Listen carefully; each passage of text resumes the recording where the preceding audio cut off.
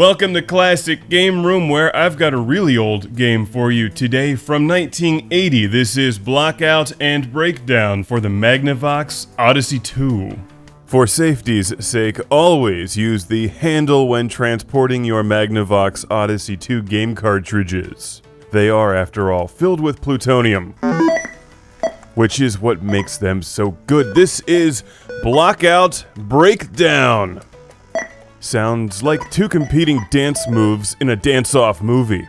But it's not. It's two games on one game cartridge. With no dancing in sight, just demons falling to their doom. Die, you stupid demons. Get some. At first I thought this game was going to be a straight-up Atari Breakout clone, and it kind of is, but it adds a certain something special in the form of demons that repair the wall as you're breaking through it. Yeah, 38! 38 in your face, demons! Beat that. Good job, but don't get too confident because now you're on defense. You control the demons as the computer attempts to break through your wall. You can break it.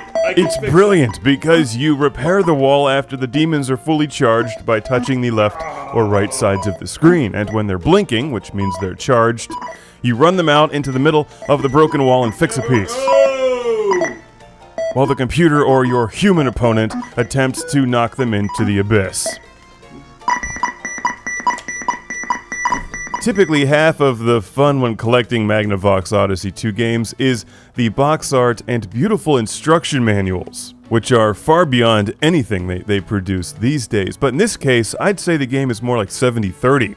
Not that the box or manual is unattractive, but the game is just outstanding. It's like Breakout with an ingenious defensive element that makes it immensely likable. It takes a little while to figure out how to control your guys on defense, though. Down, left, and right controls the bottom guy. Left and right controls the guy running on the blue plane. Up, left, and right controls the guy in the orange. And the top one, in the red, is controlled by left or right while holding the button. You're playing for time instead of points, and if you can hold your opponent to within 90 seconds, it's over. Basically, what you're trying to do is defeat them as quickly as possible, for eternal intergalactic bragging rights. Missing a shot doesn't cause you to lose a life or anything, it just penalizes you in that it slows you down. And then after each game, you can post your time to the internet using Magnavox Odyssey 2 Live, which I just made up.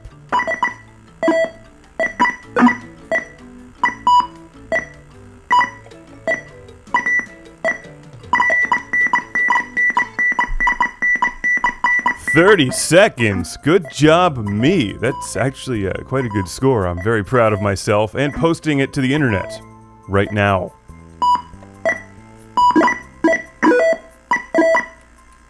While I typically prefer to play these kinds of games with a paddle controller like Breakout or Super Breakout on my Atari 2600, the joystick controllers don't work too bad on the Odyssey 2.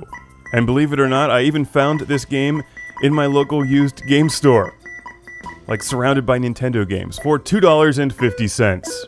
Worth every penny. It's really good. And there's even one other mode to play, Breakdown, which is kind of like the same thing except more chaotic.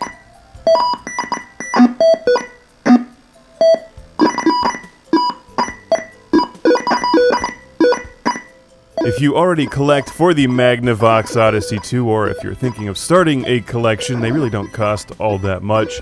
This is one of the first games you should pick up. It's a familiar game and concept, yet different enough to be really unique and, most importantly, extremely fun. For 1 or 2 players, it's Blockout Breakdown.